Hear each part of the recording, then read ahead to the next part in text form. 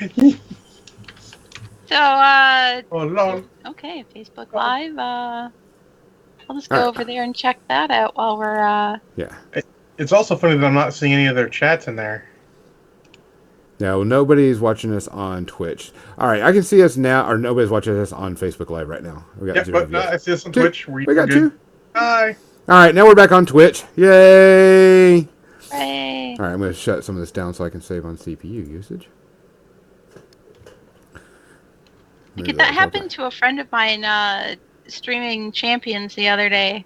It was the same kind of problem that he was having. So I don't know if Twitch is just being buggy or what. We've had that a lot lately, which we probably need to have a discussion about how we want to do some stuff. Because, I mean, I don't want to have to do this every single time. That's kind of what we've had to do. For everybody that's watching, thanks for joining us. Sorry we're coming up a little late. Seems to be some issues on Twitch's end. We got that fixed, and now we're back. Other than that, let's see. Welcome to episode 67. We're going to talk about what, John? We're going to talk about games that we want to play but never have been able to for whatever reason. And that could be anything and everything. As long Video as you can. games, Board games, RPGs. card games, everything. And whatever It's all on reason. the table. Everything. So we should wait and see. We'll see about that. It is episode 67. Let's go with our tradition of Kathy. What are you drinking tonight? I am drinking Sapphire Gin and tonic with a little bit of lime thrown in. A little bit of lime. Delicious. John, how about you? I have Dr. Pepper and rum. Mmm. And I have the last bit of my Cabernet from my J. Lore bottle. And I'm going to be finishing that off tonight. John, do we have anybody we need to salute? As you mentioned, Albert Finney passed this week. Actor, you probably know him from stuff. He is quite prolific. I don't necessarily know him from anything in particular, but he was very prolific, and I did notice a lot of the movies I did see. And then also, longtime Oriole Frank Robinson passed. Yep. Which is more of a local thing for us, but he was a big deal here in Baltimore. So Cool. Cheers to them, and thank you for joining us, guys. Yep, cheers. Slancha. So we got to get some business out of the way before we think. Guys, you'll see some stuff scroll past on your chat, and hopefully John will repost it over on Facebook. We still have our Patreon page up, which some people are taking advantage of it, and some people aren't. Really try to go and take advantage of that, because Kathy still is doing and can do the Hangouts per the Patreon reward level. We hope that you take advantage of that. Also, for the people that have the $2 higher level, we are trying to get our dice in. The dice company we work with is behind by about 5 to 6 weeks, so it's taking us a little bit longer than we thought. It's better than with the 13 weeks they told us. Beginning. So we're working on that. Should get those pretty soon, about 5 to 6 weeks. When we do, we'll get those out to all our Patreon subscribers, and we thank you for all that. Also, check us out on Facebook. We also now have t-shirts everybody can get, and mugs and stickers and all that on our Teesprings, which is on the Facebook page. And you can get them in any size, any color, almost anything. The only thing we couldn't get it on is a G-string, and which is probably for the best for everyone. Well, really. John bitched that he couldn't get one, but that's just I was really upset that he couldn't get it as a G-string, but it's just kind of how things are. Other than that, we also want to do a big shout out to our sponsors, and if you're still listening, we appreciate it, because next week we're going to do a giveaway to Tectonic Crest Studios. We have a few gift certificates to give away that you can use in this store. So talking about a sponsor, hey, look, Tectonic Crest Studios. If you were at one of the conventions this week and you saw Dan, make sure you say hi to him, give him a big hug. He's a nice guy. We love him. Dan was at Las Vegas Open. Yep. Also, Chris at Mechanica Studios. He is setting up our store so you can buy other things from us, because we will be selling zones pretty soon, the ones that we gave away recently, and John and I have. We got the test versions of it. and they look really sweet, and they're really good material. Yeah, they're very nice. Very nice. We'll be selling those from his stores. Also, The acrylic. the acrylic stuff. That's the one thing that is coming back that we are really happy about. All of our acrylic sets that we got, the widgets, the flags, the tournament marker, all that stuff is coming out, and we'll be selling that on the store. And also, if you notice, every once in a while, you'll see something scroll up in the chat that you can get 10% off at Muse on Minis, which they are, of course, our big sponsor too, and are helping us out.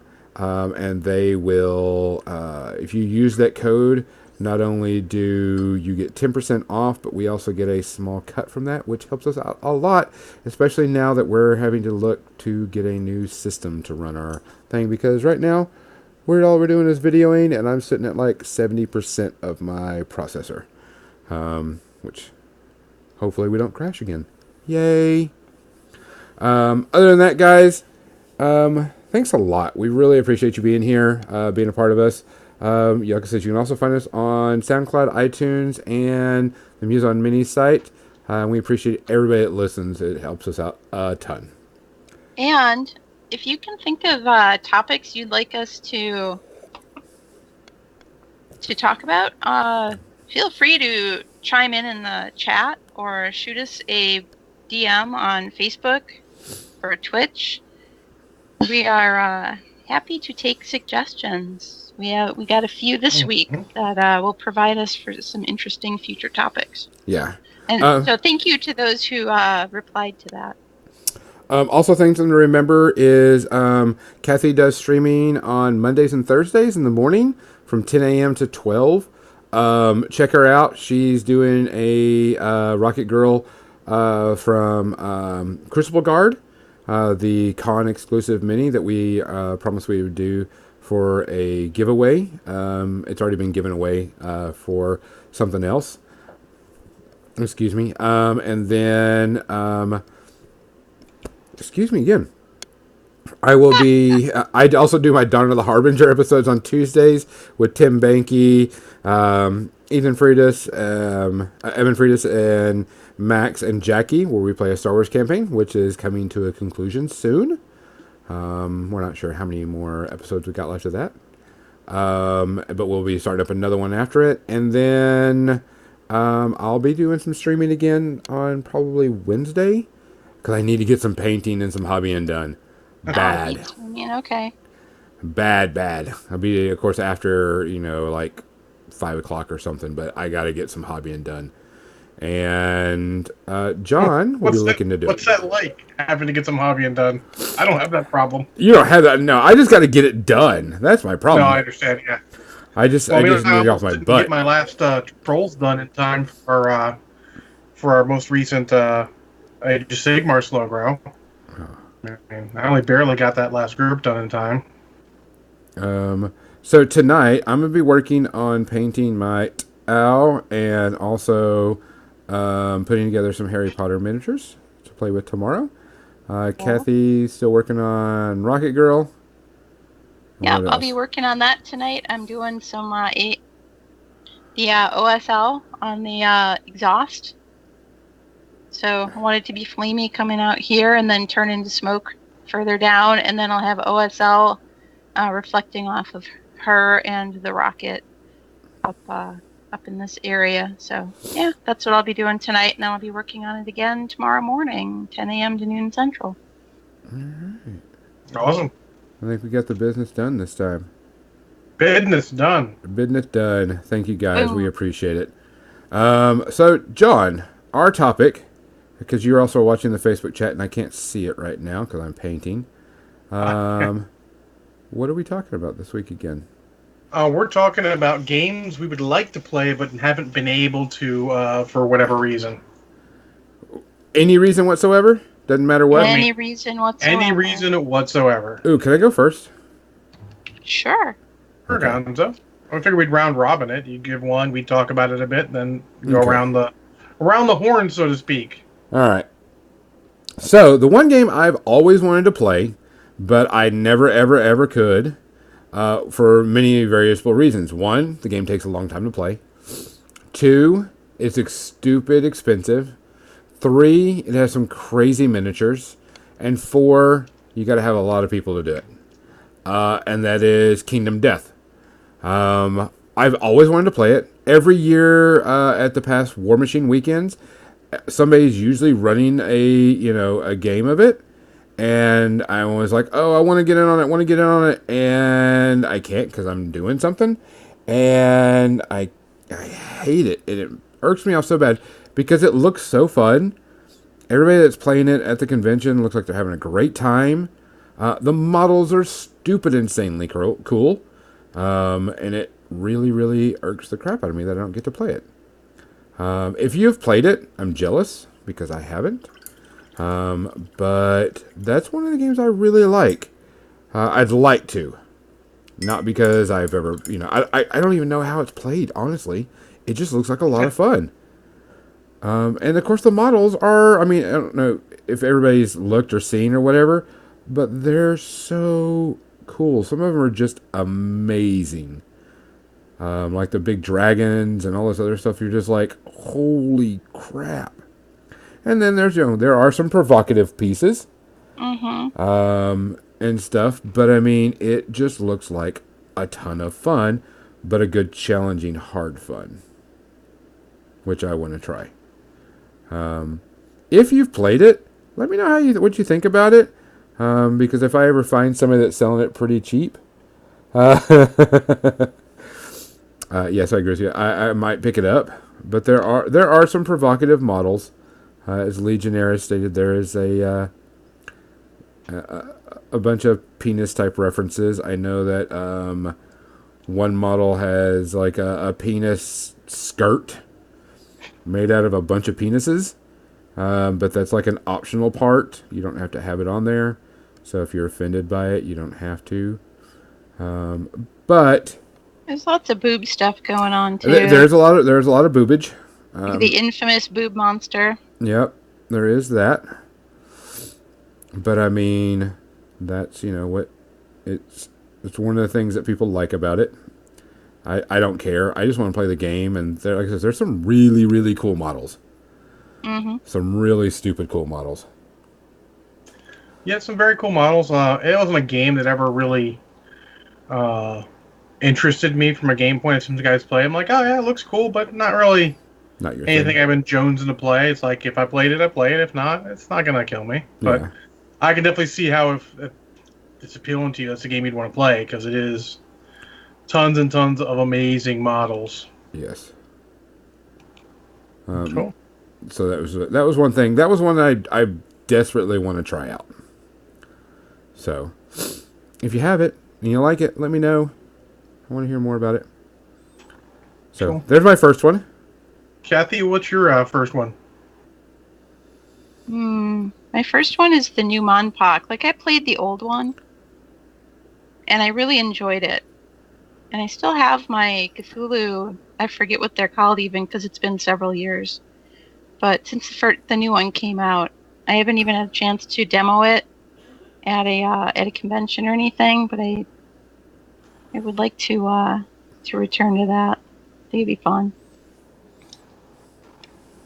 Well, Gonzo can speak to it a little bit since he actually plays it. I Yeah. actually play it. I can't remember the name of the Cthulhu guys off the top of my head, because they're all everything's kind of based on something else. But I have played it, and it's a ton of fun. For anybody that is looking to get into it, it's quick, it's easy. Lords of Thule, that's what it is. Okay. But it's a pretty easy concept, do a lot of things. The more you destroy stuff, the more you do cool things, the more powerful things get. Also, when your main monster gets damaged, eventually he gets so damaged he goes into what's called hyper mode. And when you go to hyper mode, you get more powerful and get to do a lot of really cool stuff.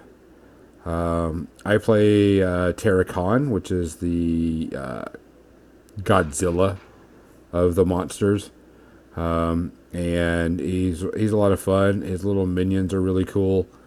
I have a blast with it. It's quick and dirty. You can play 2 games. You can play a couple of games there that are really, really easy.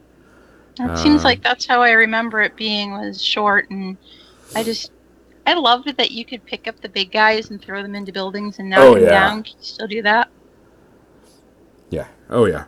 Legionnaires, you don't have to buy the starter. The only thing that I don't like, and we've already discussed this with PP, is the mat is the one thing you have to have because it's played on a gridded map that has certain spots for things, and I wouldn't say it's a problem, but that's one of the issues is that you've got to do that. But I know that they're looking to do a vinyl mat and doing like packs of them because it's a fairly small board. But if you can buy just the starter sets that you get without buying the board, more power to you because that's going to be what the problem is getting that. So hopefully you can do that. It's a lot of fun. It's quick and easy. I make stupid sound effects when I do things. We trash talk each other while we're doing it. I'll scream like Godzilla and breathe out fire and all that stupid crap that That seems reasonable. Yeah. That's good to me. Yeah, it's a blast. It's a good fun time. We're looking at adding that at Warfare Weekend because a lot of people Cool. had asked to have like some crush time or crush hour and demos. That means I might actually get to play. Oh yeah. When you go there, you'll get to play, Kathy. Awesome. I'll let you play just once. Yay! He'll let me play. But it's a good game. It's a lot of fun. They did really, really well with it. I was really impressed. It's not a huge money investment either, so you don't have to worry about, a ton of money. Now, if you're going to do the 2 monster version, yeah, you're going to be spending a little bit on that. Because I don't have a ton of money.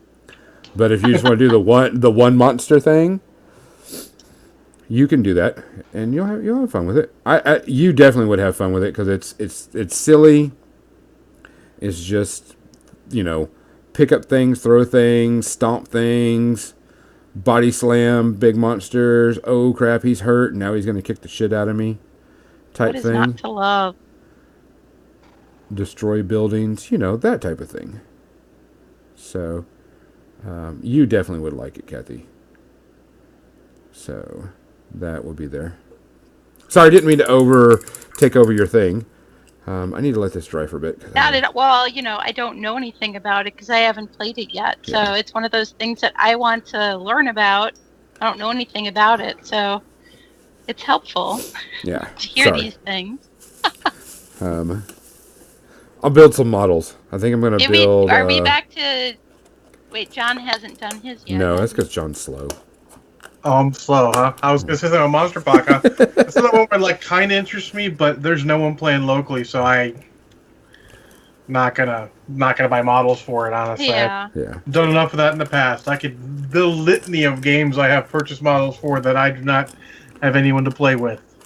Oh yeah. Yep. A lot easier now. I mean, because let's be honest, it's pretty easy to convince Banyan to play new games.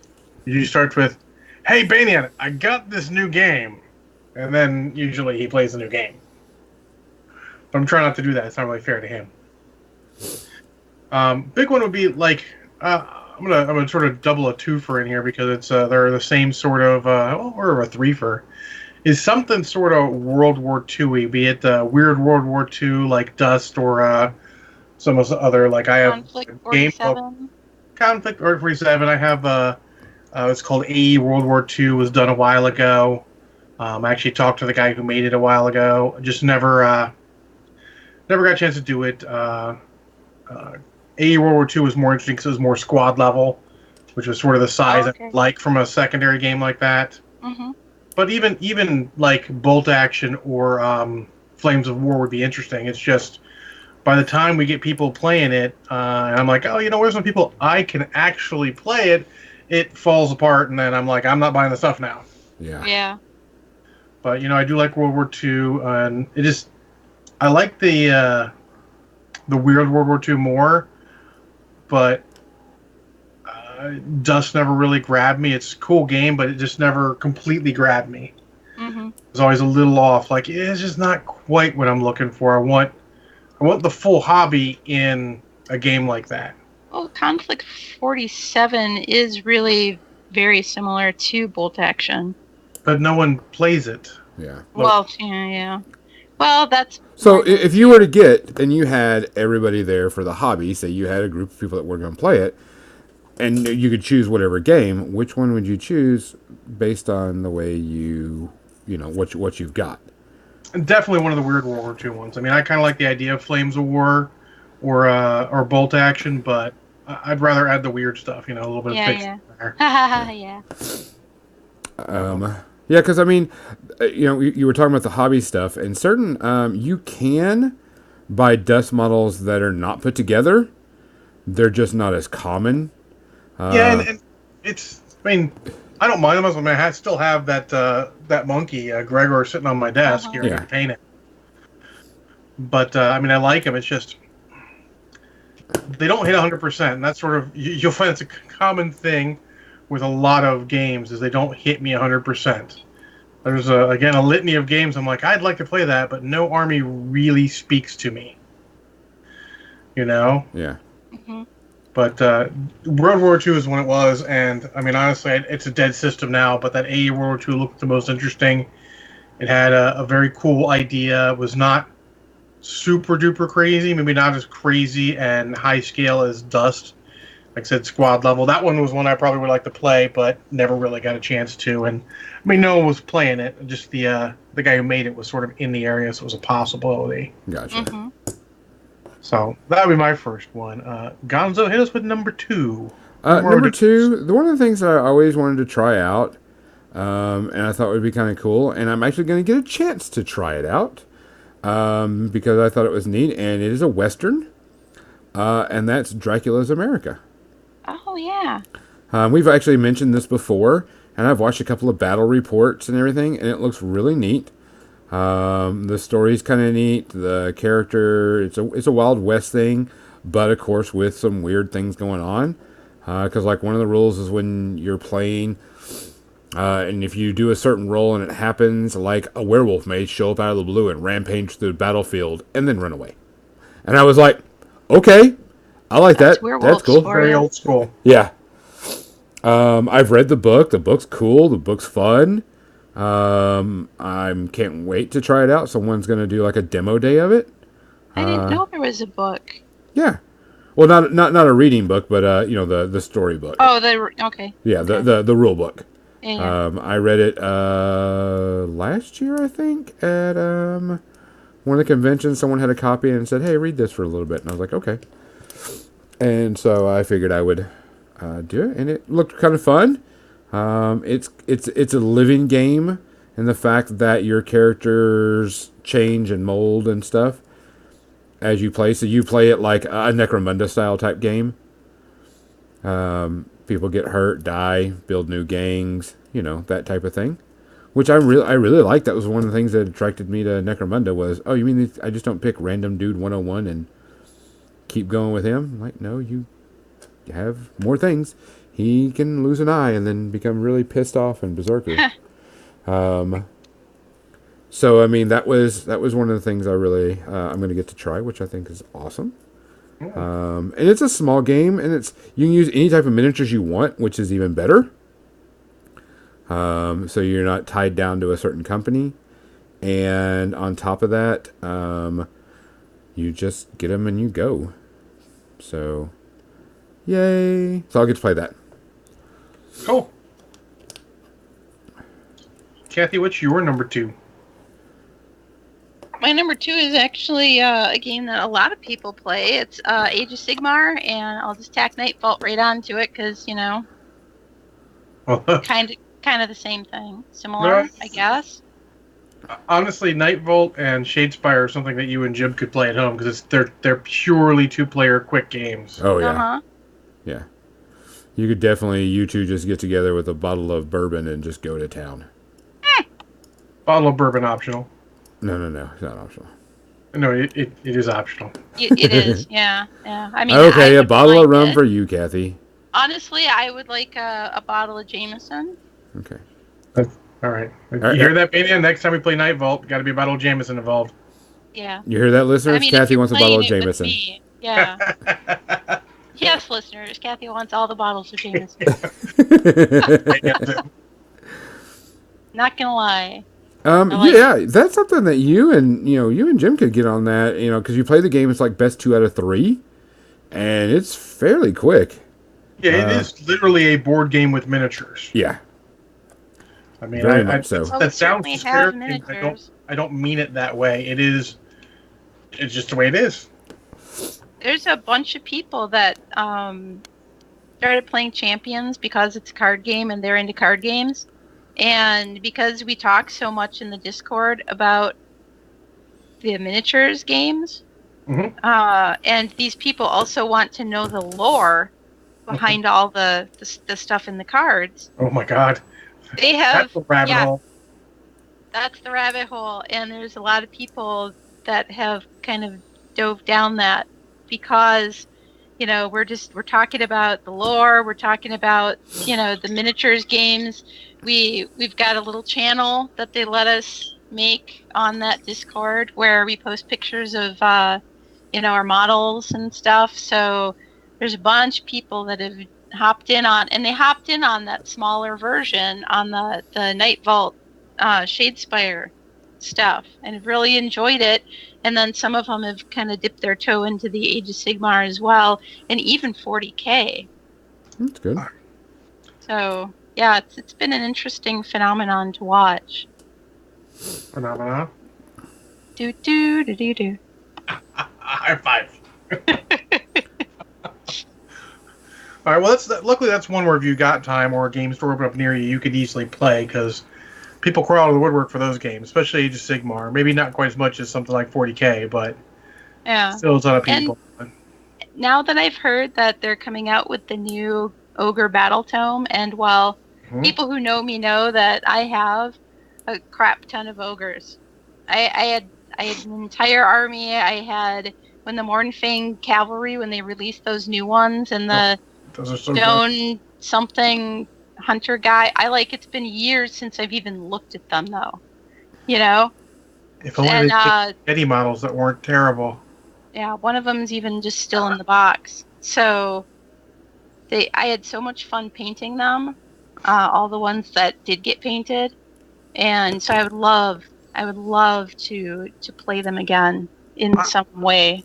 I'd really think you'd enjoy Age of Sigmar. It is quick and stuff dies and dice fly. It is honestly a good time. And that's the best way to put it.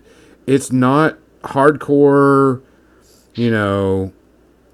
50 billion rules changing every second. I have to have 7 books to know what everything does for my one army. A dozen pages of core rules. I mean, if you add in all scenarios, scenarios and stuff, you're still talking 30 pages maximum. Yeah, I mean, because honestly, all you really have to know about is your guys.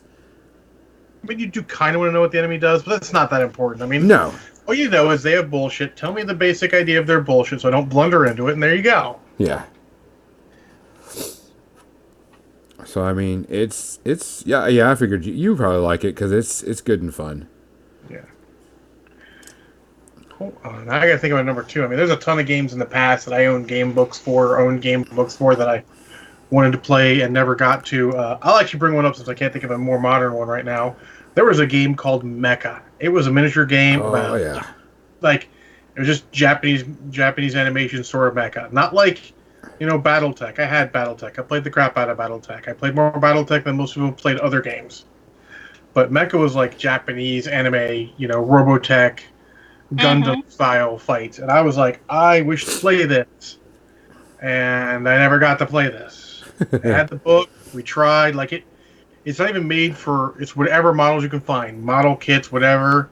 They would suggest scales. They had ideas for how to convert stuff. It was for a small book, it was very well put together. Seemed like it'd be a ton of fun, but just never, ever had a chance to play it, which is too bad. But, nowadays, I mean, I'm surprised no one's come up with that. I mean, I know years ago there was Ronin, which is sort of like a magnetic themed, they had models that you'd put together and paint, and they had magnets so you could pull parts off and all that. It's a very interesting idea, but that never went anywhere either, which unfortunately seems to be the way with giant robot games. Yep. Maybe it's why I like Knights and 40K. Do you think there's a correlation there, Gonzo? Probably. Okay. Who doesn't I mean, like giant giant robots. Even though Knights are much more BattleTech than Robotech, I'm still okay with it. But yeah, that was one I always wanted to play, never got a chance to. I probably still have the books somewhere, either here or over in my storage unit, aka not Brushhead Dave's basement. But Thank you. You should always say thank you to him for storing all your nerdy stuff. I would totally say thank you, but he doesn't listen to our podcast. It doesn't. He would The hear it with heathen? his heart. You know he won't. Dave has no heart. I think Dave has a heart. Okay. In any case, on to Gonzo. I think you're up to number 3. Number 3, one of the games that I've always wanted to play, and I just lost the name of it, but it's the one game that you played that the Kickstarter is probably not going to happen anymore. Relic Knights. Relic Knight. Oh, sure. Long time ago when I saw it, I was like, "Oh, these look kind of cool. These look kind of neat." And then, of course, I saw some of the other ones, and I was like, "Oh, I wouldn't play that one just because I don't like the model." But it did look kind of cool. It did have some neat concepts to it. Mm-hmm. I like some of the models, not all of them, but some of them. And I thought, oh, this looks like Doug summed up that game. Yeah. It had a very good rule system. It was one of the few games that one of the features I like about certain games is you can play it, get your ass whooped, and still potentially win the game because it's scenario driven. Yeah, and that's what I like that. Mm-hmm. It's super cool. Yeah, it is probably done. There was just an article on online from an Ohio paper, because apparently they're an Ohio company, that they need like $750,000 to get the game 2 in front of ours out. It's sad. So that's never going to happen. You know, no offense to those guys. I know John Kadichi. He used to work Games Workshop together. This is the perfect storm of shit just happened to a company. They did not intend for any of this to happen. It was not like, we're going to take their money and piss it away on, hookers and blow or anything like that. Which you should never do. Yeah, we should never do. They encountered a lot of problems that were mostly unforeseen, and I mean, it's you could do a little thing on their company and teach a ton of small companies how things can happen and not looking 3 steps ahead. Because when you have a Kickstarter, their first Kickstarter was tons of money, tons of stuff.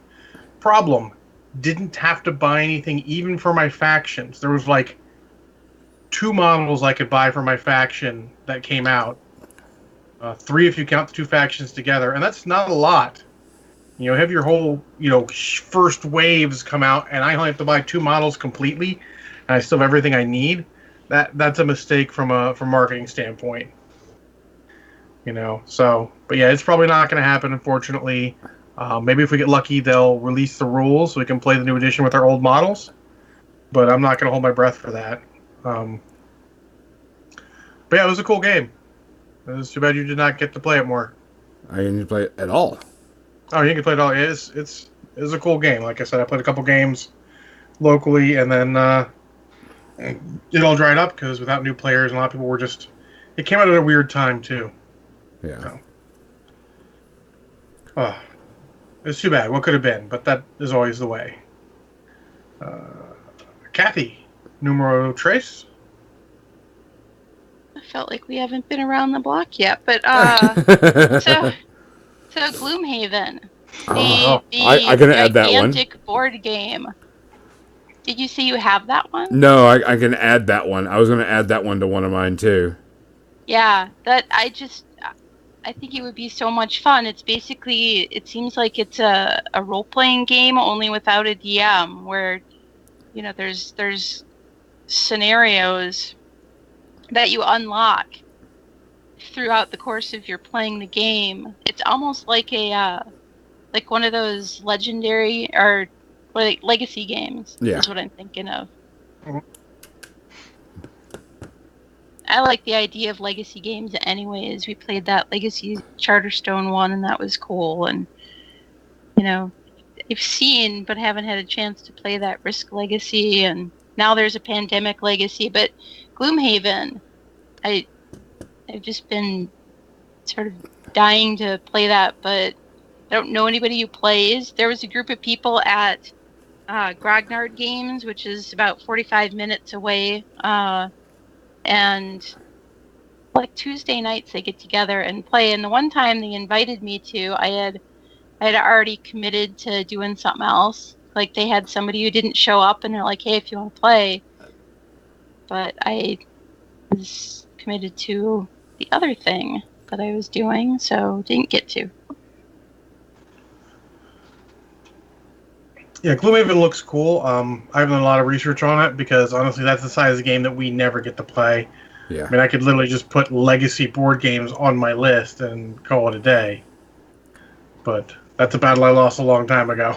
Yeah, I almost, they had it at the game store, and I had, like I said, I had a decent amount of credit, and I almost picked it up, but then I was like, I probably will never get to play it because it takes forever to play, and I don't have a lot of people I could play it with. And one of my locals has it, and he runs it every once in a while at the game store, and I'm like, okay, don't need it. But yeah, I agree with you. It looks a lot of fun.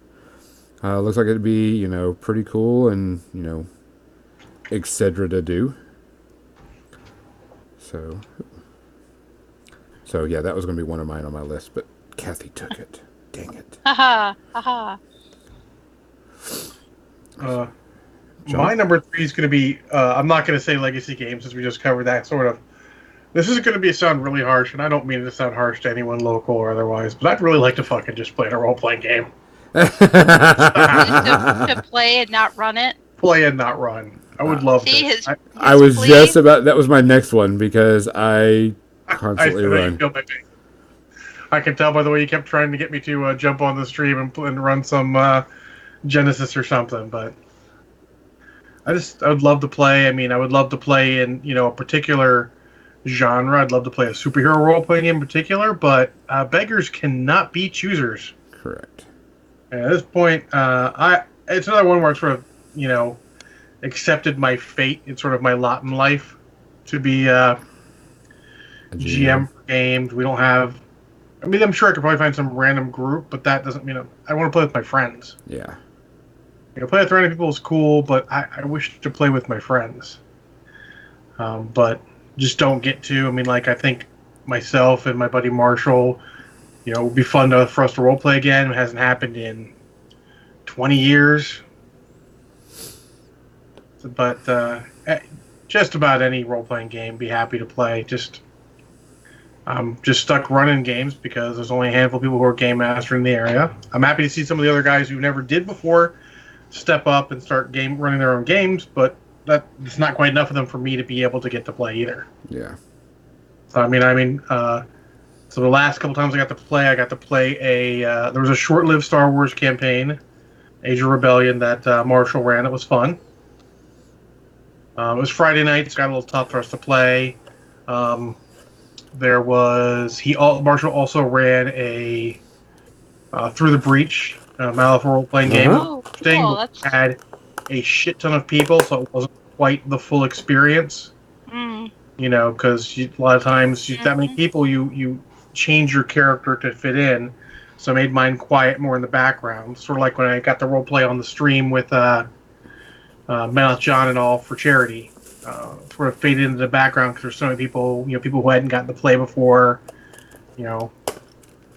Let the other people sort of take front stage a little bit. And then Banyan actually ran a Shadowrun a while ago now. I got to play a little bit in, but I miss Shadowrun. Just didn't get to play it too far, unfortunately. So I think that's a lot of people who run games have that problem. They never get to just play. And I'm too chicken to actually run a game. Don't be chicken, just do it. It's all fine. People look, people who don't ever get a game master to play always love it when someone else jumps in to run a game. Because it just means they get to play. But for a while there, back in my youth, it was cool because running. Because let's tell you how far in my youth it was. I was an adult, but there was a time I ran 3 role-playing games a week and played in 2 others, and that was fine. because you got a balance there. But nowadays, I run one every other week and get to play in zero. So it's been that way for a while. So I agree with you.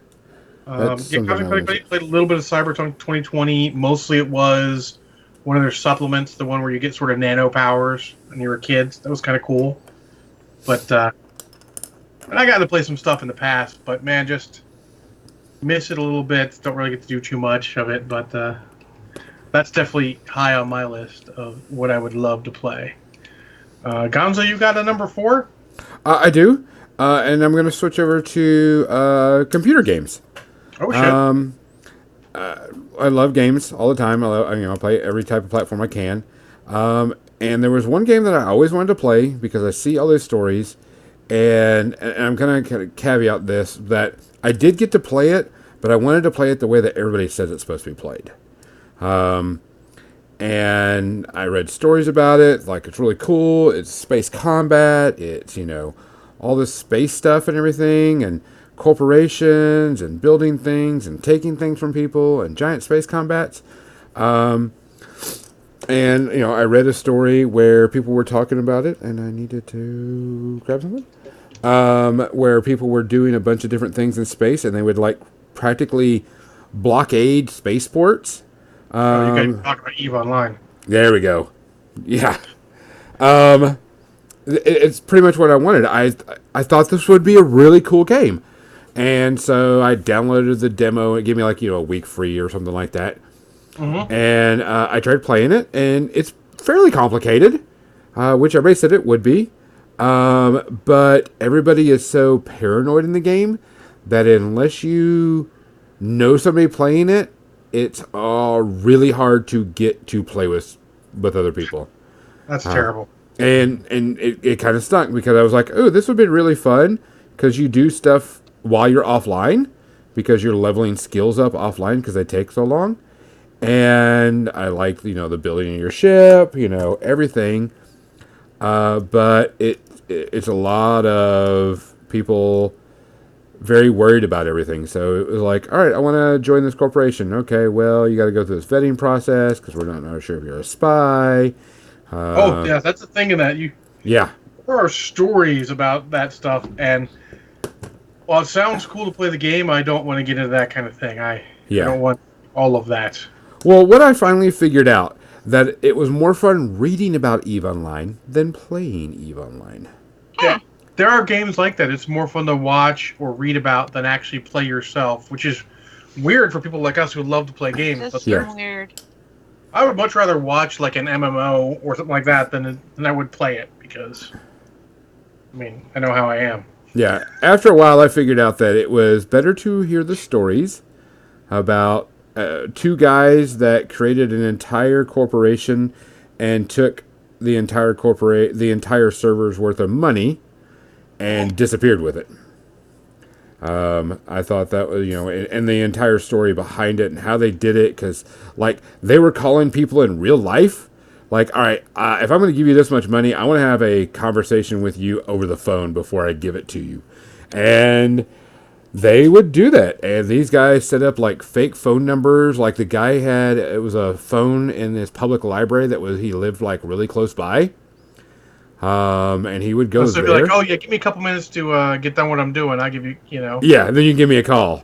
And the story is amazing. The bad thing is they stole the entire server's worth of money and got away with it. But as soon as they did, they had to delete their characters because, of course, the names are unique to that. And they just transferred all that money to a newbie. And, of course, that newbie can't really do much with it because they don't have the skills to, buy the big capital ships or, buy the stuff or, do what they need to. It just seems so weird. Oh, and the thing is the company behind it is okay with everything that they did. Corporate espionage and scamming players out of the money is legal to do in the game. Okay, this They're all doesn't sound about- like a game that I would ever want to play. No, they're all about don't hate the game. You don't hate the player, hate the game. Yeah. That's the rules. Yeah. Yeah, I would want to play that. It eventually, after I started learning about it and stuff, and I was like, oh, this would be really cool. And then when you get down to the nitty gritty of everybody doing it, you find out that everybody is out to get everybody. And it's happened quite a few times on the server. I know there are at least 3 stories where people have scammed other people out of all their money, the entire server's money. So it's kind of interesting, but after a while, like I says, it wasn't worth it. So it Yeah, was I kind don't of a think bummer. it seems like it'd be way too much money for that kind of potential loss. It's Too much you're like anxiety. gambling. Yeah. Yeah, especially for someone, it takes, an entire team of, 50 people to build this large capital ship, and someone accidentally left it somewhere and it gets stolen by another corporation, which has happened before. They left like the keys inside of this huge mega battleship, and someone happened upon it and they grabbed their team and picked it up and took it. So, but Or- it was interesting. That was like it's kind of ones like I got it, I played it, I wished it was good, and I wish it was good as what they say it is. So Absolutely. Kathy, you got a number 4? Probably, but I'm having a brain fart, so why don't you go ahead? Oh, you're having a brain fart. Good gosh. I mean, not really any video games, because honestly, if I like them, I play them. There's a bunch I kind of wish I could get into, but knowing the way my personality is, I like to do other things. They would consume me. Role playing did. Not really any card games either. I mean, I kind of generically wish we had more ability to play board games, but we don't have enough, people who are board game interested to play any board games really. We can play a little one here or there, but not enough to actually be worth spending a ton of money on it. I mean, heck, we had to go out of our way so that Not Brushhead Dave could get his role player and Eshkatan played enough times to really be worth it. And I enjoyed those games. You just don't get enough people who want to play that stuff locally a lot. I also do kind of wish that we had more people to play, since Legionnaires just brought up Necromunda or something like that, but Hmm. it's just Yeah, not I have really interested. a whole Goliath gang, and I still haven't played. Yeah, I just think it, even though it came out successfully, everyone was happy. I think it was a mismanaged release by Games Workshop since they tried to make it a board game first rather than a. Oh yeah. Instead If of you're playing off releasing the thing. nostalgia, play off the nostalgia. Yeah, all these people were expecting it to be at least remotely similar to, the skirmish game that they were, pining for. And it turned out that what they released to begin with was nothing like that. I mean, granted, they quickly did come out with a book that lets you play it like that, but Yeah. you already got a bad taste in people's mouths, so that's sort of unfortunate. Mm-hmm. And honestly, now that Kill Team's out, people are like, I'll just play Kill Team. My guys get a little bit better. It's not as random. It's not as random and as, you actually have the models already. you have the models already, and they're more useful in a larger game, which is really what you want from a gateway game. I mean, Necromunda is sort of a good gateway to gaming, but as a gateway game, really Kill Team is better. And I know Age of Sigmar probably has, I think Warcry is what they're going to call it. I've seen Yeah. that This is the name new thrown around a couple times. sort of kill team for Age of Sigmar, From Mordheim. sorta. I don't pine for Mordheim the way everyone else does because Necromunda was first in my heart, and Mordheim, quote unquote, fixed a lot of the things that were broken, only to find out that those weren't broken.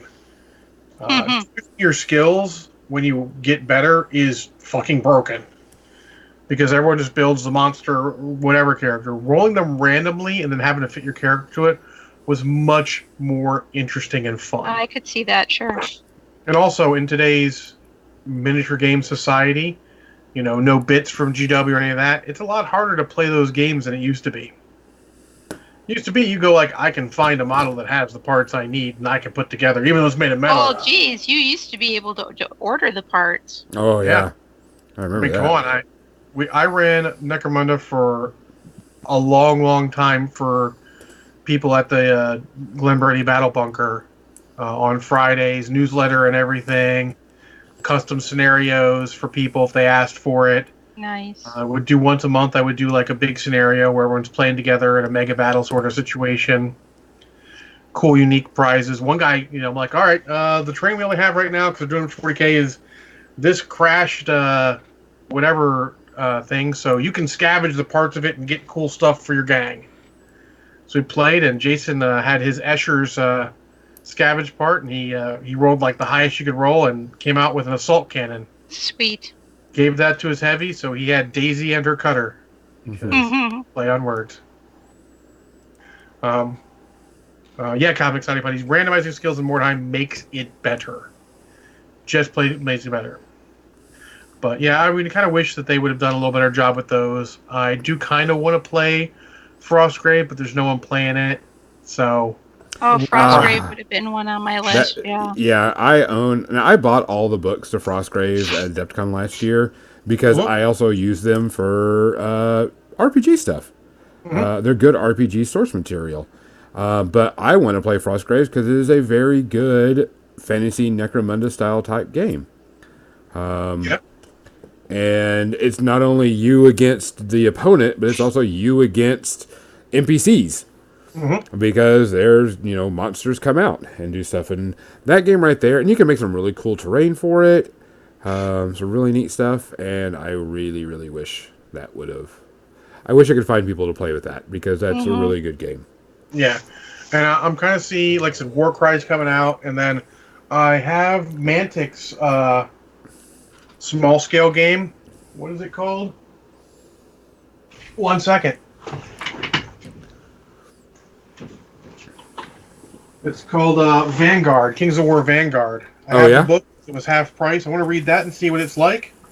I just haven't had a chance yet because, I'm not a huge Kings of War fan. It's not quite there as far as a fantasy game goes, but it seems like the small scale game could be much more interesting. And some of the models for it, surprising for me to say about Mantic models, are shit hot. Yeah, some of them are. But they're doing a good job with models these days. Better than they were. I'll be honest, Mantic is a solid company. I know some guys who work for it. It just, it's filled a niche that people don't necessarily want anymore. The ranked up dudes, and as much as I want to like their sci-fi game, their models just aren't quite there. That was one of those companies that kind of was filling the vacuum when Games Workshop was kind of sucking. Yeah. And then as soon as they, AOS gained its sea legs, as it were, and things started turning around, people were ditching Kings of War, going back to GW. Yeah, which is too bad. I mean, there's some potential there. It felt a little too generic to me. I feel like they didn't know how to adapt to the change in the market. Yeah. We're still doing good, but that's sort of the idea there. The small scale get better game. Pretty much stuck with Kill Team, and then maybe Warcry. We'll take a look at that when that comes out because Legionnaires. If Mantic would have had good looking Chaos style dwarves, absolutely everyone loves Chaos dwarves. Yeah. GW, what are you doing? Chaos dwarves.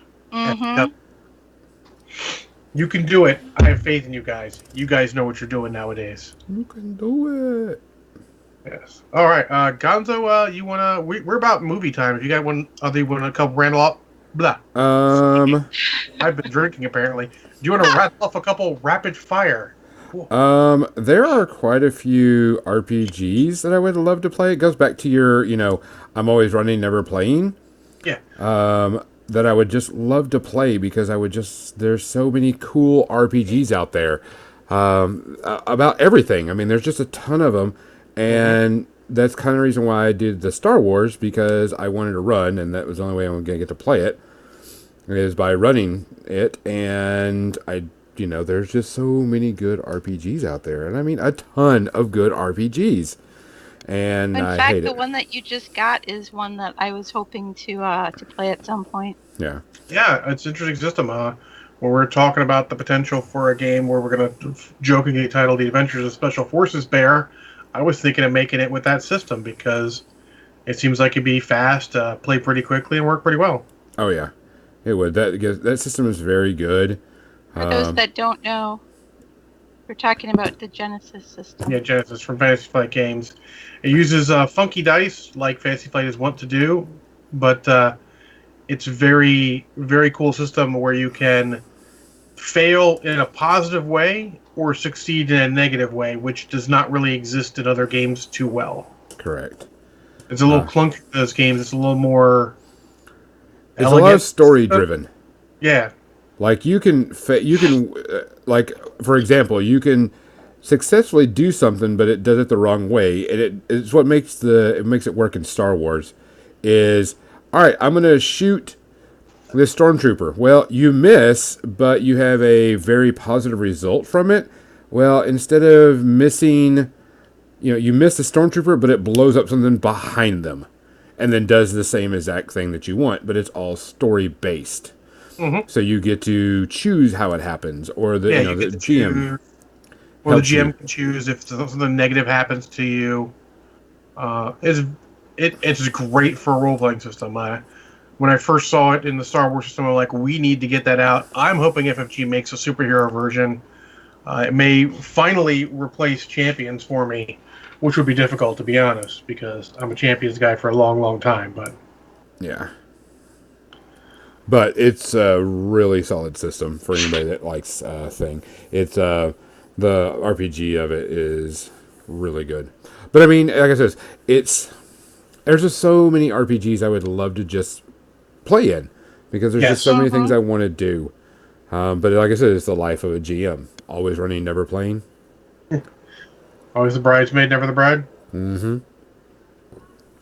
Type thing. Kathy, you got any rapid fire ones you want to throw out there real quick before we media it up? Nope.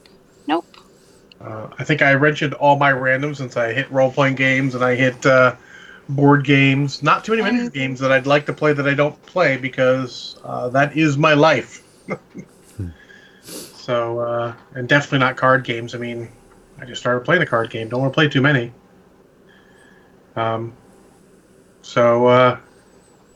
There you go. That's our quick talk on that. If you guys want to hear more on this, let us know. We can definitely find some more stuff to talk about in this. Yes, please send us your ideas for topics. We'd appreciate it. Very much so. This was actually one that was recommended to us. I put the call out yesterday, and we did get some answers.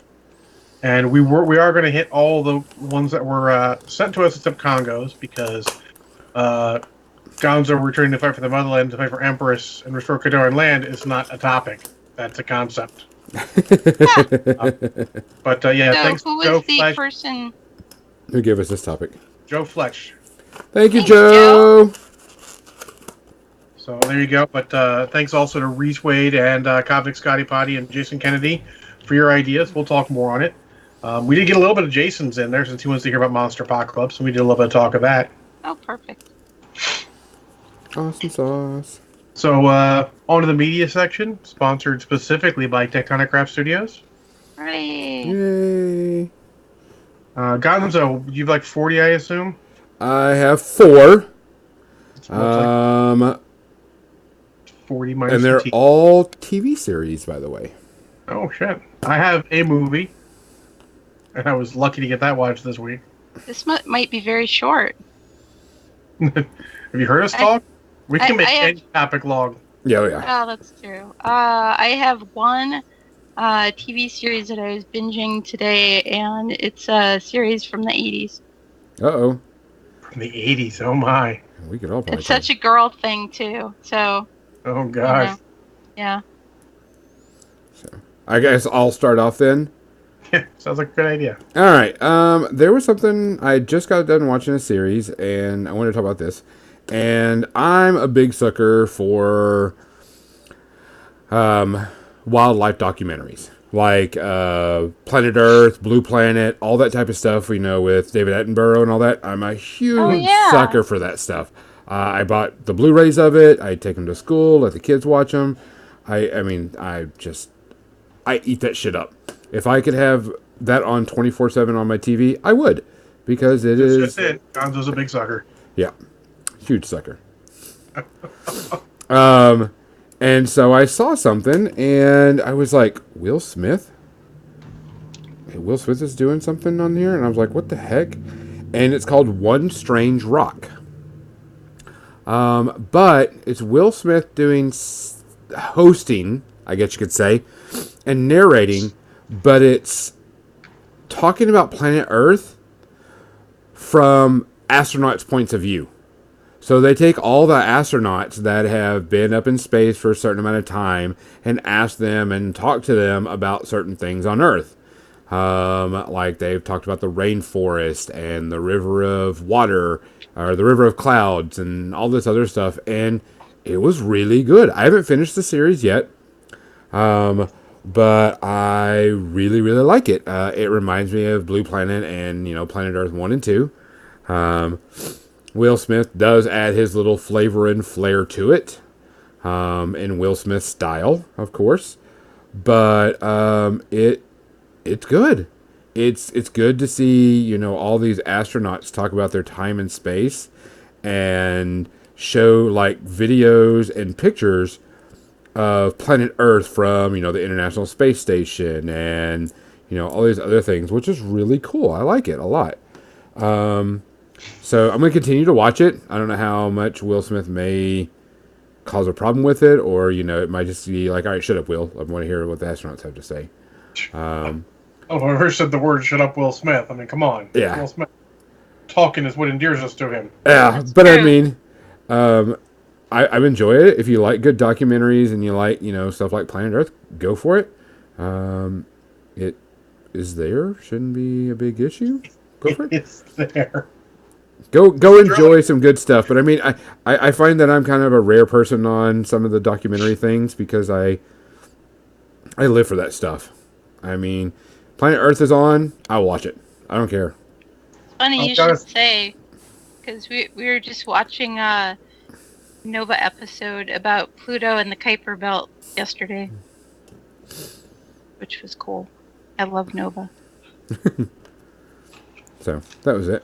So right now, zero stars, zero space herpes, because it's just started, and the first episode and part of the second episode, I think I got through the second episode, was really good. I enjoy it a lot.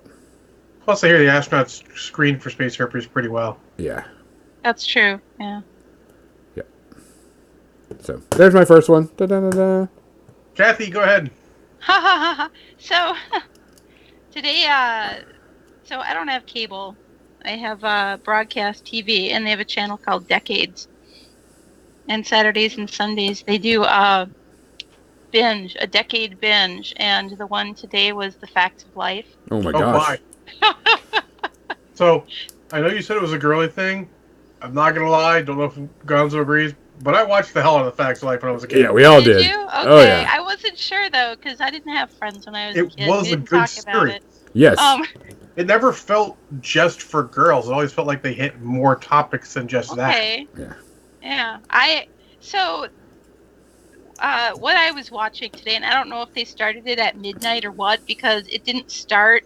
Like, I turned it on at 8 a.m. and I had it on all day. And at 8 a.m. it started out with after Mrs. Garrett's shop burns down and the two oldest girls are going to college.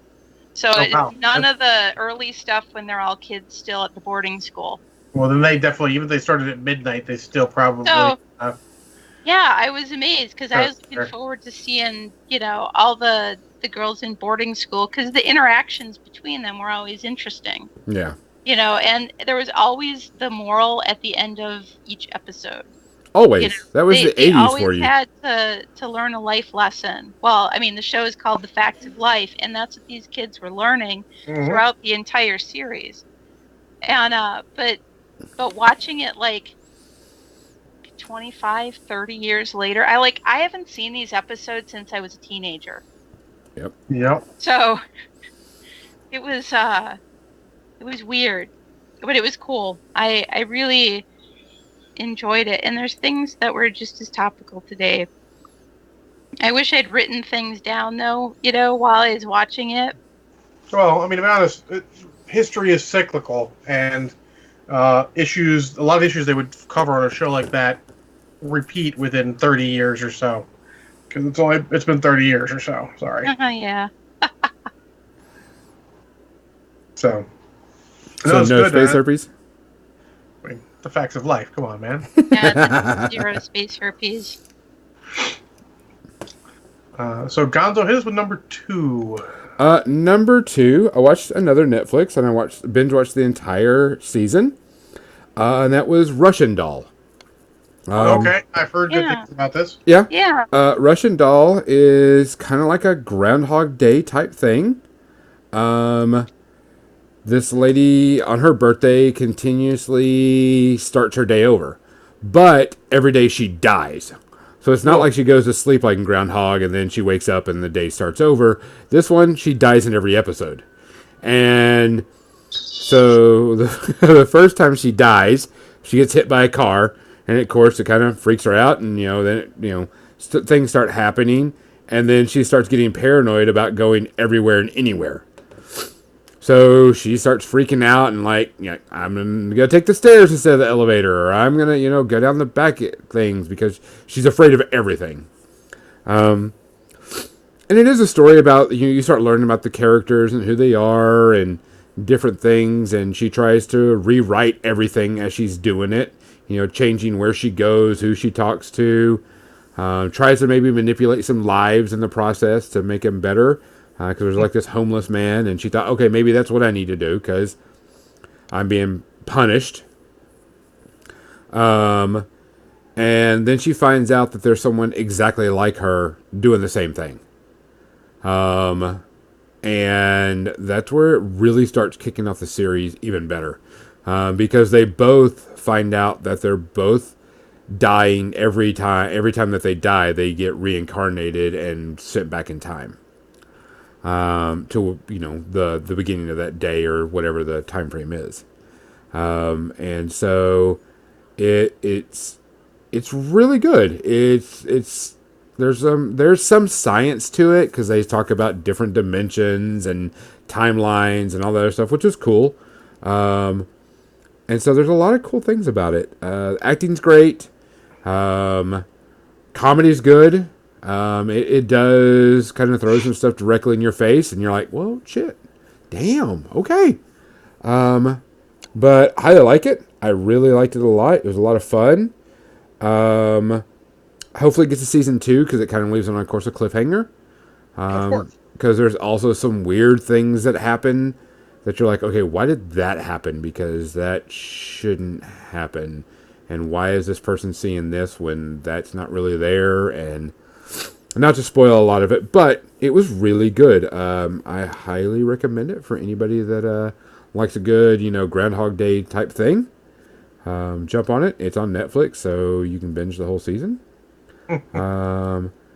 Maybe, I would say maybe one space herpes, just because it might not appeal to people, and it does touch on some subjects that are a little taboo for some people.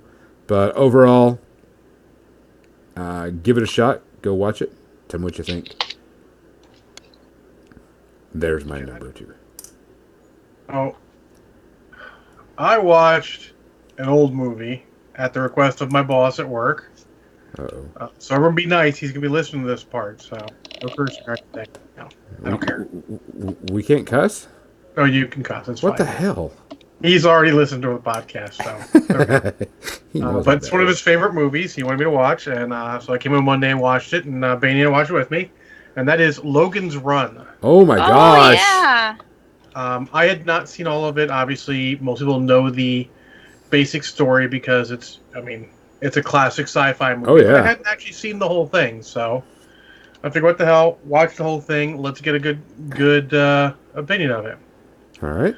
And I'm going to rate this movie twice because it's going to be once on the regular scale and once on the Casablanca scale because it's from 1976. Therefore, it does qualify for the Casablanca scale and requires it because it is paced very poorly. I'm not going to be too harsh on the pacing because, it's an old movie. They were paced differently than that modern movies. Correct. Movies have been around for a while, but it's a thing. The more the more they work on a medium, the better it gets. Yeah. So, it is paced slightly poorly. Let's get all the negatives out. The most of the acting is solid, but some of the people just aren't that good. I mean, honestly, it's got Farrah Fawcett, or at that point, Farrah Fawcett Majors, since she was married to Lee Majors at the time, in it, and she was mediocre as crap, and that's being nice. And at a couple points, the graphics were unfortunate. The special effects, you see wires, the robot they used was not good. And then at one point, where there's like an ice cave collapsing, the graphics were downright tragic. It was not good, and which led to the comment from that me and Bania thought this movie could be remade. Yes. In fact, I Oh think yeah. you could definitely take the core of it and make it more interesting. Because the basic idea, if you don't know Logan's Run, is everyone dies at 30. You come and you get rejuvenated. You get reclaimed, and you go in the carousel and you get rejuvenated. Is the thought, and anyone who doesn't is a runner, and they have Sandmen, who our main character Michael York is one of. The other mains in it are Jenny Agutter, who I don't know, as the female who sort of. It starts She's a off British actress, Jenny Agutter. Yeah, so generally the idea is that there is some sort of sanctuary for runners because several haven't been accounted for.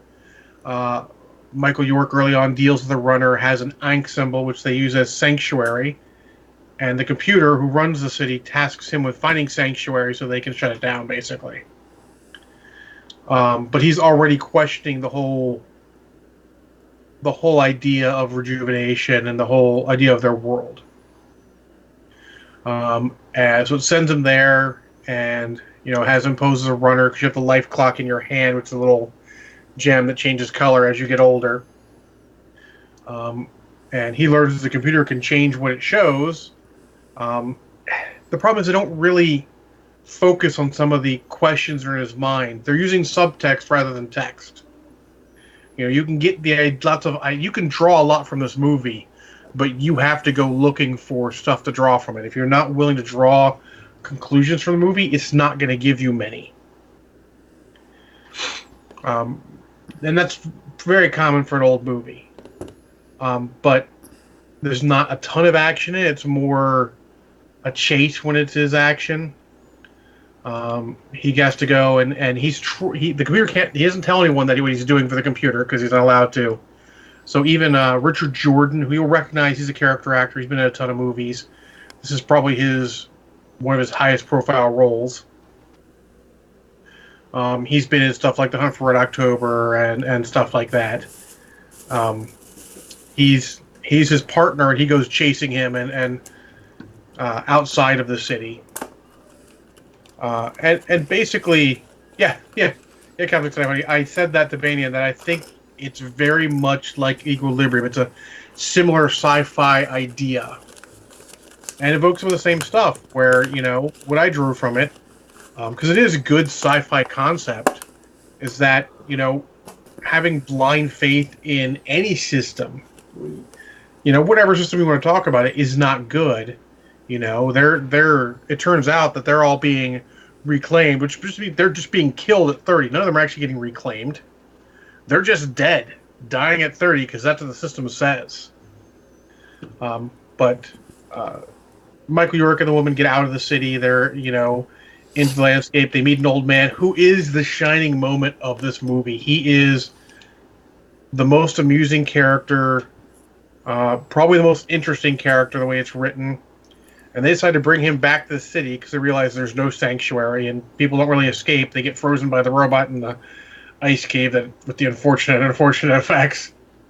Decide to bring him back. Shit. And the end movie is basically the computer can't accept the fact that there's no sanctuary and the people just end up getting frozen and all, and it just explodes. So and then all the people run out and meet the old man, and there's hope for the future. So I'd say it's a solid movie overall, even discounting the effects, because I can discount it. It's 1976. Yeah. but it's a little mixed in its actual message. Rather than having an actual message, it is what you gain from it. But it is good sci-fi concept. So in our standard scale, I have to give it 3 space herpes. It's not paced well. The graphics aren't very good. It's not very clear in its message. But as an older movie, when they were making the different time, they're making things a different way. I'm gonna give it 3 out of 5 Casablancas. Because it is a good sci-fi theme, and honestly, for movies from that time, that's what you're looking for. It's a good, thought-provoking sci-fi theme and movie. You could definitely some enjoyment you had from it. If you haven't seen it ever, you should. It's free on Amazon Prime. It is literally a sci-fi classic. But it's definitely one that could be remade and be very interesting, even more so than just being, Equilibrium and other things based off the same general concept. It could definitely be remade and into something good. I mean, it can also be remade bad, but there's classic movies like this one that could stand being remade, and there's other classic movies that you just shouldn't screw with. Yeah. So, like, example would be, you can remake this. You shouldn't remake something like Silent Running. Silent Running wouldn't really stand a remake very well. It wouldn't add to it. This is just on the edge enough, let's say, that you could remake it and get something good out of it. So, there you go. There's my review of Logan's Run. John, don't fire me. I thought that was a pretty fair assessment, and I really like Logan's Run. It definitely, because I saw it on, I remember not too long ago, I saw it on TV, and I was like, damn, this hasn't aged well. No, it hasn't, but there's something to be said there. I mean, it is really thought-provoking.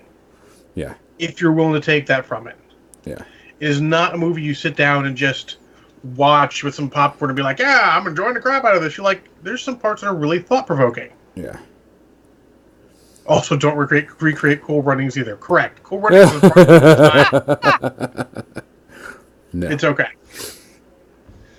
Oh, all right, Gonzo, you got 2 more. You get to hit us up with the 1-2 combination. All right. So of course I was still on Netflix because I was just doing stuff, and they had a new anime on there. And of course, you know me, anime. I'm always cautious about it, but always going to try it. You're willing to hope against hope for an Hope anime against that's hope. not anime-like. Yeah, and it's called Gun Gale Online. It's part of the Sword Art Online genre. People play in a virtual reality world, and they did Sword Art Online, and they did it in this virtual world where everybody uses guns and kills each other and does PvP, and it's an MMO. And so that's good. I'm about 8 episodes in, and it's not bad.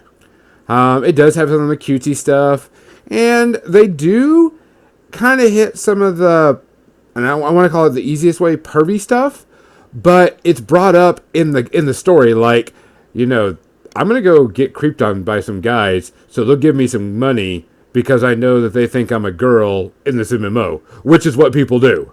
So I want to inform you, Gonzo, that unfortunately the reason they have such pervy stuff in Japanese animation is because their society is so repressed sexually that they are pervy as fuck. Correct. But I mean, not that was offense to our Japanese listeners. I mean, it's not everyone, but there are some problems there, like everyone has problems. Yeah, but they bring it up in the game. If anybody played an MMO, and actually a group of our friends did this as an experiment, we all created female characters and made them the biggest, voluptuous, whatever we could, and went around in the starting areas and went to the major cities and just started, being flirty and seeing how much, money, items, and stuff we could get. And they actually kind of bring that up in the game, which is kind of interesting. That's so they hang a lampshade on it then, yeah? Yeah. Oh, yeah, they 100%. Yeah. She's like, I'm going to go get, creeped on and see what I can get. And it just brought back some MMO memories. And not even really fan service, Xander. It was more of poking fun at MMOs and idiots. The best way to put it.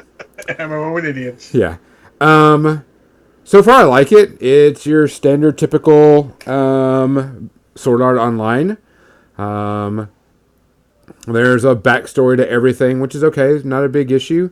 I'm having fun with it. Like I said, I'm about 8 episodes in. I would give it maybe 1.5, maybe 2, because I haven't finished it yet. And there's just some parts that I'm just like, I could deal without that. Okay. Because there's like this, the main character, her body in the real world, she's super, super tall for her age. And so she's got a complex about being in the real world, being super tall. But when she's in this game, she finally finds an avatar where she's super, super small. And they kind of do, oh, there's that preteen model. And so it was kind of, it was brought up. And there's just some things you're like, yeah, I don't want to hear about that. But I can understand it. So maybe 1.5, 2 space herpes right now.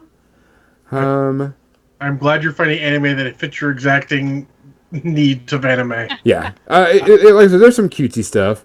You should be looking at more classic stuff. There's a lot more classic stuff, I think, that would hit what you're looking for. No, it some was ideas good. off stream. But no, it was all right. I'll finish watching it to see how it ends, so I'm okay with it. Cool. I'm all on it now. And they're quick episodes too. It's not like you're really pushing hard for them. Crazy. Whatever. And then, so my last one is Star Trek Discovery.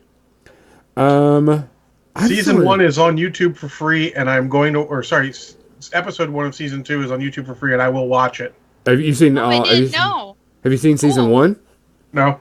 Oh, go see season 1 because there's a lot of stuff in season 1. I am told I don't need to. You don't have to, but it really you get a better feel for the characters. You understand like why certain characters are the way they are. Unless CBS pulls their head out of their ass and gets on a real streaming service, not their own, it's not going to happen. Okay. Yeah, Well, get with me after the thing, yeah. and I'll help you out on that. Okay. Um, I'll Wikipedia that shit.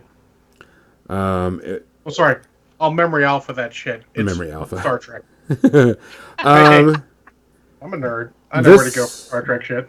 this That's why we love you. last episode was really good.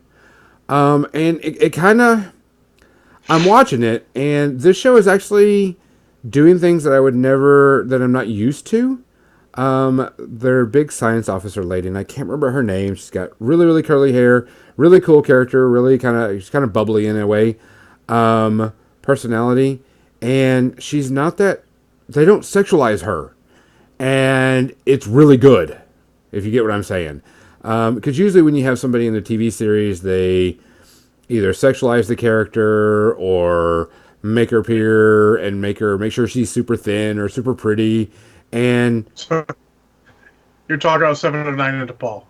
I mean, yeah, I mean she's just a normal woman, and like there was a scene where she's sitting down and she's eating, and she's a bigger girl, and there's nothing wrong with it. But it was like 10 years ago, 5 years ago, they would have never put that woman in that position the way she's sitting with the clothes she's wearing, because it wouldn't have made it sexy. And I'm putting quotes around this because it's interesting to see this from them doing this, because she's a great character. She's a good actor. The story's really good.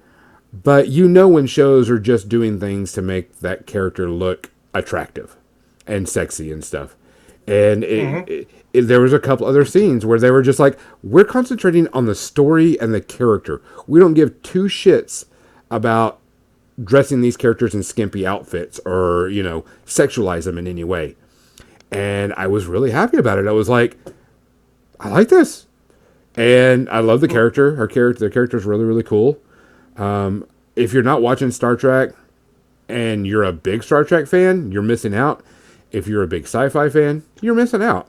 I am told that season 2 has started to be more Star Trek than season 1 was. Correct. Season 1, I think they were just building on everything and trying to get everybody into the story. But it was still good. I still liked it. It's still a little bit, it's still kind of gritty. It's still kind of hard to get into it because you have to go, this is actually 30 years before Spock and Kirk. because Spock is going to make an appearance in this. Because Michael, the main character, and I quote quotes around main character, is the sister to Spock, adopted sister to Spock, and so they're going to be bringing Spock in the series, and it's a young Spock, which I'm kind of looking forward to because I don't know anything. The Spock I know is the movie and TV show when he's with Kirk, so I don't know the beginning stuff, so I can't put anything into it. I'm really liking it. I can't wait to see more. I'm happy that everything's going. I hope it gets another season and goes for a good, decent amount of time. They do a bit more with the Klingons this last episode, and they push the Klingon stuff, and there's a lot of weird things going on, which I'm happy for because I hate when TV shows are predictable. So it just kind of ticks me off. I wonder if they're doing something that I wished they had done in Enterprise. I don't know. You'll have Not to suck. Well, yeah, yes, that. But I thought Enterprise had such a great opportunity to show us how the Federation met some of the, the aliens that, became a big part of the Federation. And they did with the Andorans, Mm-hmm. but they missed out on so much, and they went in this, these totally absurd directions that, they could have spent their time, examining, how they met all these different races, or how the Enterprise, ran across all these different races that were familiar to us already. They could have taken advantage of that.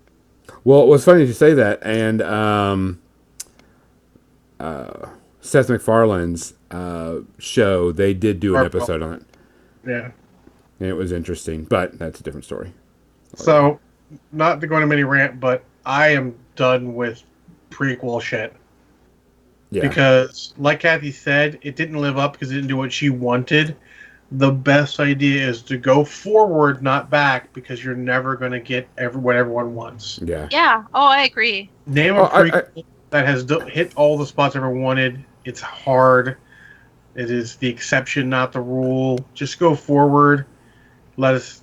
What my memory, my mind will come up with more interesting stuff for the past than your writers ever could, because it'll be, for me, it'll be my headcanon, and Gonzo's will have his own headcanon, and Kathy will have her own headcanon, and it'll all be super awesome. And if they don't match, it doesn't matter because it's our own, and you can't match up to it because it's going to be based on our personality, what we think it should be. Yeah. Well, that's what's weird about the series is I thought this was a future. I mean, I'm not a huge historian or anything about Star Trek, so I don't know everything. I just know what I know, and it's not a lot. And so I thought this was going to be a future Star Trek series. And when I found out that it wasn't, and I didn't find this out until pretty much the end of season 1, because I was more into the story than I was into the timeline, if you get you know what I'm saying. And I was like, wow, this is actually a prequel type thing, and It doesn't bother me. So I'm enjoying it. Yeah, it did. Yeah, not what I'm looking for, but I'll try the first episode of season 2 because I've heard it's good from someone who I know loves Star Trek. So I'm gonna give it a shot. It's been pretty good. And I think that's about it. That is Yes. it. Actually, next time someone sees Crimson, smack him across the back of the head for me. And me and John 3 times. In a 3 row. times.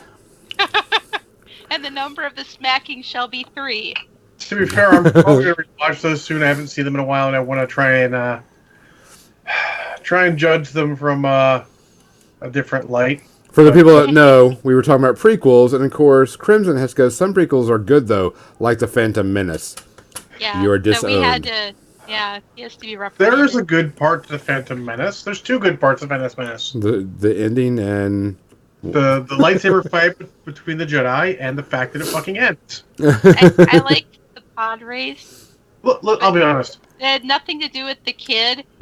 It was the floating guy whose name I can't remember.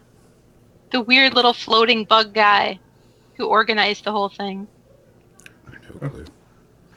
Well, all I gotta say is, there's a lot of movies that came out recently that may give me a new light on it because, as far as bad goes, it doesn't hold a candle to Batman vs Superman. No. I mean, the movie you can follow it, you understand what's going on, and it's not. It's just not. It's a more beloved series, thus it was more terrible because of that. Xander makes a good point too. He says, I think the problem with prequels for some people, they are not aimed at those who know the canon. They're aimed to bring in new people. Probably. Yes, Sebulba. That's it, Xander. Thank you. Oh, that was like my favorite character of that movie. Wasn't Jar Jar Binks? I hate you. I said I loved you before, but I take it all back. That was a joke. Obviously, no, it's not even a joke. Jar Jar Binks came out of my mouth. And with that, guys, we're out. For More Than Dice, I'm Gonzo. I'm Kathy. Good night. Take care, everybody. Thanks for listening. We appreciate it. Check out our Patreon. Check out our Facebook page. John, stop drinking. Not gonna happen. Bye. People enjoy it more when I drink and review movies. Because I stop being nice and start being real. Oh, what do you want me to watch this week?